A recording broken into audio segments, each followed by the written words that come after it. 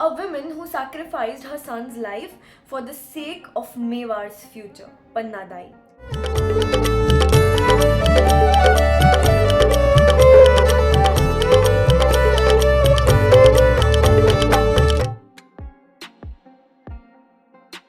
दाई का मतलब होता है केयर टेकर या सेकंड मदर।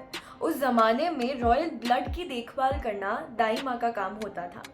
बात करें पन्ना दाई की तो वो राणा उदय सिंह, जो राणा सांगा और रानी कर्णावती के चौथे पुत्र थे, उनकी देखभाल किया करती थी।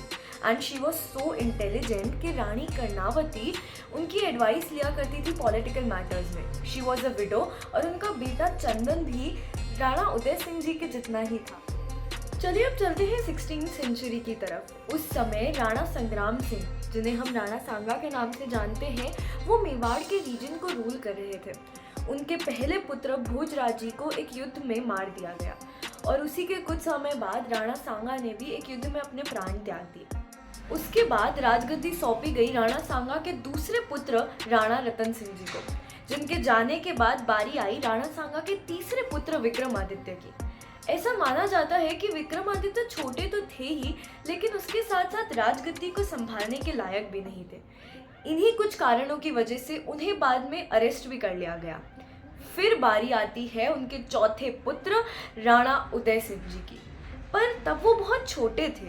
अब जब उदय सिंह जी छोटे थे और इन पॉलिटिकल मैटर्स को समझते नहीं थे, तब बनवीर जी को बुलाया गया उन्हें असिस्ट करने के लिए, जो राणा सांगा के बड़े भाई के बेटे थे।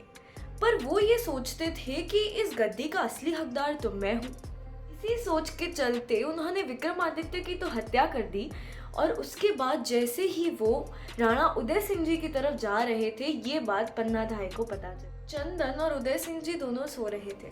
उन्होंने उदय सिंह जी की जगह पे अपने बेटे चंदन को सुला दिया और उनकी आंखों के सामने उसकी हत्या होते हुए देखी।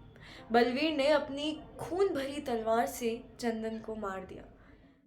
पन्ना दाई ने एक आंसू नहीं बहाया। वो जानती थी कि अभी इन सब का समय नहीं है। कुछ वक्त बाद जब राणा उदय सिंह 18 वर्ष के हुए, बनवीर से लड़ने के लिए तैयार हुए, तब माहौली के युद्ध में उन्होंने बनवीर को हरा दिया और मेवाड़ की राजगद्दी फिर से राणा उदय सिंह जी के हुई। पन्ना दाई के सैक्रिफाइस को कभी चुका तो नहीं सकेंगे, लेकिन इसे याद ज़रूर रखा जा सकता है।